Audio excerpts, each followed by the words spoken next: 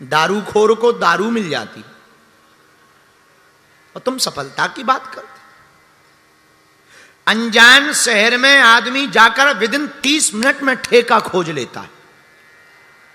30 minute में ठेका खोज लेता है और टुन्न होके आ जाता है। 30 मिनट। हम गांव के आदमी हैं, हमारे यहां से बारातें जाती हैं, हमें पता है पुराने जमाने में, आज से 8 साल 9 साल पहले मार्शल पे बारातें जाती थी जीप पर, और बारात जा रही तो गांव के नांगन डांस करने वाले भी जाते थे। और वो कौन? पिवक्कड़। वो भी बड़े गजब के। बारात में तो उनके अलग मजे। वो चलने के पहले ही प्लानिंग कर लेते, जेब में पैसा डालते ही ये पौवा के काम आएगा, ये होटल के काम आएगा, ये बोतल के काम, ये होटल के काम, ये डीजल के काम। वो बात अलग है कि मैं डीजल की भी पी जाते थे, पर वो नई जगह जब जाते तो गाड़ी में जीप में बैठते। अब शादी जो ने दूल्हा बैठा आगे, बराती पीछे और पिवक्कड़ भी पीछे बैठा। उसके दिमाग में एक ही चल रहा है कि कब पहुंचे, कब उतरे और कब टुन्न हो। दूल्हे के दिमाग में चल रहा है कि क्या होगा, कुछ गड़बड़ ना हो जाए, घरवाली ठीक रहे, कुछ बिगड़ ना जाए, फोटो गड़बड़ ना हो जाए, फूफा नाराज ना हो जाए, लुगाई चिड़चिड़ी ना होवे, भावरों में कुछ गड़बड़ ना हो जाए, नींद ना आ जाए। पर पीने वालों के अपने अलग ड्रीम चल रहे पीछे। वो एक ही सोच रहे कि कब पहुंचे, कब उतरे और कब टुन्न होवे। और नीलेश उतरते ही दूल्हा जनवासे में नहीं पहुंच पाता, जहां शादी हो रही उसे ससुराल का घर नहीं मिल पाता, और पीने वालों को ठेका मिल जाता है। क्योंकि वो सबसे पहले जहां भी उतरेंगे, वो कोई भी मकान हो, उन्हें कोई फर्क नहीं पड़ता, किसी का भी हो, सीधा जाके हाँ क्या है, मिलती है क्या है?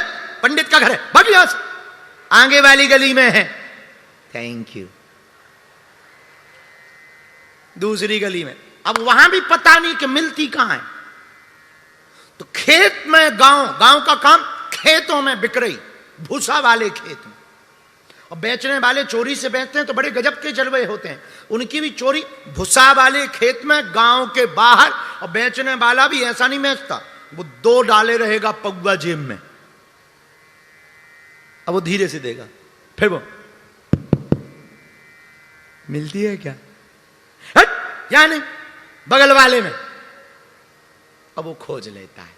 मेरे पागलों, नीलेश जरा सीखना, पीने वाला 15 मिनट में अनजान जगह पर ठेका की मंजिल पा सकता, अपनी जिंदगी में 40 साल की उम्र तक तुम भी तो लगन से लगे रहो तो मंजिल पा सकते हो। परमात्मा को प्राप्त करने का सर्वोत्तम तरीका एक है, लगन। सफलता को प्राप्त करने का सर्वोत्तम तरीका है लगन। डूब जाओ, इतने डूब जाओ कि कामयाबी पाने के लिए सफलता शोर मचाने लगे। इतने तल्लीन हो जाओ कि होश ना रहे। याद करना, जब कभी नर्तकी नृत्य में डूबती है तो वो होश खो बैठती है कि मैं रोड पर नाच रही हूं या राज दरबार में नाच रही हूं। जब कभी पेंटिंग करने वाला चित्रकार डूबता है पेंटिंग में तो ये होश खो बैठता है कि उसने कब से चाय नहीं पी। जब कभी गाने वाला गायकी के रियाज में पागल होता है तो वो होश खो बैठता है कि बाथरूम में कितनी देर से बैठा है। मेरे पागलों, इस प्रकार की तल्लीनता नीलेश तुम्हारे अंदर आ जाए, इस प्रकार के भाव तुम्हारे अंदर प्रकट हो जाएं, इस प्रकार की जिज्ञासा तुम्हारे अंदर प्रकट हो जाए, हम तुम्हें दावे के साथ कहते हैं तुम्हें परमात्मा भी मिलेगा, मंजिल भी मिलेगी और समय के पहले भी मिलेगी। ये बात बहुत कठिन है, समय के पहले ही प्राप्त करना चाहिए। अब वो तब हो सकता है जब आप छोटी छोटी आदतें, फिर आप कहोगे कि हाउ कैन पॉसिबल, संभव कैसे? बिल्कुल संभव है, बुरा ना मानना मेरे पागलों। तुम गरीब घर में पैदा हुए, ये भगवान की कृपा है, लेकिन तुम्हारे बच्चे गरीब मर जाएं, ये तुम्हारी अमेहनत का परिणाम है, अकर्मण्यता है। ये कर्मण्यता नहीं है, अकर्मण्यता है। मेरे पागलों, एक बात सिद्धांतिक समझो, हम गरीब पैदा हुए ये बात अलग है, लेकिन हमारे बच्चे गरीब नहीं रहने चाहिए। आप पैदल चले ये बात अलग है, पर तुम्हारे बच्चों को पैदल नहीं चलना चाहिए। ऐसी तैयारी करके चलो। तो नीलेश, आपने पूछा कि बहुत लोगों को जल्दी मंजिल मिलती, बहुत लोगों को देर से मंजिल मिलती है, उसका और कोई कारण नहीं, उसका कारण है गति। किसकी कितनी गति है। और गति का मतलब दौड़ना नहीं, मन की गति। आप खुली आंखों से वही देख सकते जो दिखाई पड़ रहा, पर बंद आंखों से आप कुछ भी देख सकते। बैठे बैठे आप मुंबई के मरीन ड्राइव में जा सकते, इधर तो तुम्हें पंडाल भरी दिखाई पड़ेगा, पर आप बंद आंख करो तो मरीन ड्राइव हो आओ, मुंबई के बड़े बड़े होटल घूम आओ, थोड़ा सिंगापुर हो आओ, थोड़ा दुबई हो आओ, थोड़ा बागेश्वर हो आओ, तो खुली आंख में तो वही देख सकते जो दिखाई पड़ रहा, पर बंद आंख में आप वो देख सकते जो दिखाई नहीं पड़ रहा। तो मन की गति बड़ी तेज होती है। तो नीलेश, तुमने पूछा है कि मंजिल पर कुछ लोग जल्दी पहुंचते, कुछ लोग देर से पहुंचते, कोई और कारण नहीं, बस एक ही कारण है, वो है गति। आप गति पर ध्यान दो, गति पर ध्यान दोगे तो तुम्हारी प्रगति होगी। गति का परिणाम ठीक प्रगति पाना है, और आपने गति पर ध्यान नहीं दिया। हम टालते हैं। हम लोगों की एक बहुत पुरानी आदत है, आज थोड़ा कर लेंगे, बहुत मेहनत कर लेंगे, अब कल कर लेंगे, थोड़ा कुछ रह भी जाएगा। ज्यादातर लोग जितने भी फेल हुए वो यही हुए, जैसे ही उन्हें मंजिल मिलने वाली हुई, अरे ये तो है, ये तो आ गए, और बस सुस्त पड़ गए। और फिर क्या, सुस्त पड़े तो फिर पीछे धकेल दिए गए और फिर शुरू करते हैं। इसीलिए जिंदगी में ज्यादातर लोग विफल हैं। आराम तब करो, हनुमान जी से सीखो। राम काज कीन है मोहि कहाँ विश्राम। धन्य है हनुमान जी, कितनी अद्भुत बात बोलते हैं। हमारे हनुमान जी कहते, भैया जब तक राम जी का काम पूरा नहीं कर लेंगे तब तक विश्राम नहीं करेंगे। हमसे हमारे त्रिपाठी जी बहुत प्रेम करते हैं, सब लोग बहुत प्रेम करते, पूरा परिवार प्रेम करता। वो हम कहते, गुरु जी आप विश्राम करो, आप थोड़ा सो लो, आप थोड़ा कम मिलो, आप थोड़ा कम मेहनत करो। हमें भी लगता है कि हम सोएं, हमें भी लगता है कि हम थोड़ा आराम करें। और अभी तो कुछ दिनों से साधना में तो भोजन थोड़ा सा ब्रेक हुआ तो शरीर को और ज़्यादा कमजोरी भी आई। फिर भी रात को कभी संत आ जाते हैं, कभी महंत आ जाते हैं, कभी दरबार लगाना, कभी भभूति बांटना, कभी मरीजों को मिलना, कभी कोई पुस्तक पढ़ लेना, कभी यहाँ जाना वहाँ जाना। तो ये लोग थोड़ा पीछे लगे, नहीं नहीं आप थोड़ा विश्राम करो। पर अब इनको कौन बताए, हम विश्राम करना चाहते, पर हमारे कुछ सपने हैं जो हम सोते हुए नहीं देखते, जगते हुए देखते हैं। और आप सोते हुए सपने देखोगे तो कभी सफल नहीं हो पाओगे। सपने देखना बुरी बात नहीं है, पर सपने पूर्ण ना करना ये बहुत बुरी बात है। आप पूर्ण नहीं कर पा रहे, ये बहुत बुरी बात। इसलिए मेरे पागलों, जितने युवान बच्चे यहां बैठे हो हमारी कथा को सुनेंगे, हम निवेदन आपसे करना चाह रहे हैं, आप पढ़ो, बहुत अच्छा है। लेकिन देखो एक बात ध्यान देना, आप भगवान, आप भाग्य के बल पर एक स्थान पा सकते हो, भाग्य के बल पर बिना नॉलेज के, बिना गति के उस स्थान से आप आगे नहीं बढ़ सकते। एक स्थान तो पा सकते हो भाग्य से, या टेक्निक से, या फिर तरीके से, या फिर षड्यंत्र से, या फिर कैसे भी प्रोपोगंडा करके फेमस हो सकते हो। आजकल फेमस होना बड़ा सरल है, यूट्यूब पर वायरल हो सकते, रील पर वायरल हो सकते। ऐसे वन नाइट स्टार कितने नहीं भारत में हुए, लेकिन आज तक नहीं, दोबारा कोई पूछता ही नहीं। क्यों? क्योंकि अगर आपके अंदर ठहराव नहीं है, आपके अंदर गंभीरता नहीं है, आपके अंदर कुछ ऐसा नहीं है, तो आप फिर सफल नहीं हो पाओगे। तो मेरे पागलों, हम तुमको निवेदन करना चाहें कि आप अपनी गति पर ध्यान दो। गति का मतलब, आप हनुमान जी को पाना चाहते तो पहले विचार करो तुम्हारे अंदर तड़प कितनी है। तुम कृपा पाना चाहते, बहुत अच्छा है, पहले देखो अपनी तरफ, क्या तुम्हारे अंदर तड़प है? कुछ तो तुम सिर्फ तमाशा देखने आते हो, या तो तुम सिर्फ चमत्कार देखने भर आते हो। और तुम चमत्कार देखने आए हो तो ये पक्का मानना तुम्हें सिर्फ चमत्कार दिखाई देगा। और अगर तुम केवल तमाशा देखने आए तो तुम पक्का मानना सिर्फ तुम्हें तमाशा दिखाई देगा। और तुम केवल अगर मजे लेने आए तो सिर्फ मजे ही मिलेंगे। लेकिन अगर तुम हनुमान जी को पाने आए तो पाकर के ही जाओगे। निर्णय तुम्हारा है, तुम्हें क्या पाना है। तो मेरे पागलो, स्वामी रामकृष्ण परमहंस के पास एक आदमी गया। आहा, रामकृष्ण परमहंस से कहता है कि हमें भगवान को पाना है, भगवान को प्राप्त करना है। ये प्रश्न आप लोगों का भी होगा, हमें भगवान को पाना है, कोई उपाय बताओ। तो स्वामी श्री परमहंस जी बोले कल आओ।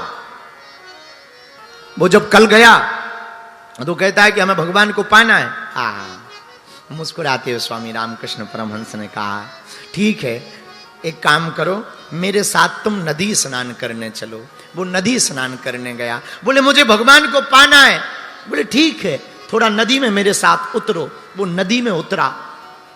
फिर से पूछा रामकृष्ण परमहंस ने क्या चाहिए। मुझे भगवान को पाना है। तो परमहंस जी बोले एक काम कर, तू एक बार डुबकी लगा। उसने डुबकी लगाई और जैसे ही डुबकी लगाई तो परमहंस जी ऊपर से बैठ गए गर्दन पे।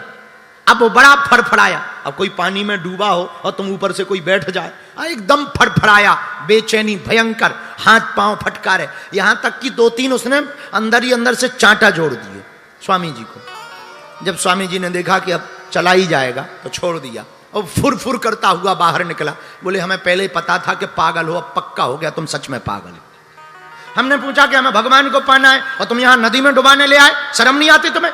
बड़े पागल आदमी हो, यहां तुम डुबाने के लिए ले आए, मारने के लिए ले आए। तो परमहंस जी ने कहा पागल, हम मारने नहीं लाए, हम तो तुझे बताने आए। क्या बताने आए? ये भगवान को पाना है कि बिल्कुल ही मर जाना है? नहीं नहीं नहीं नहीं, सुन तो। क्या? बोले पानी के भीतर जब तू गया और मैं ऊपर से बैठ गया तब हुआ क्या? बोले हुआ क्या, सांस लेने के लिए मर रहा था, तड़प रहा था।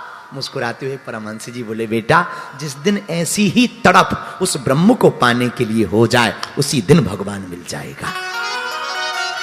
ये ब्रह्म को पाने का उपाय, सफलता को पाने का ये सूत्र है। तड़प जब तक आपके अंदर बेचैनी प्राप्त करने की, हनुमान जी को पाने की, बागेश्वर बालाजी को पाने की, सन्यासी बाबा को पाने की, जब तक आपके अंदर तड़प नहीं होगी ना, मीरा से सीखो।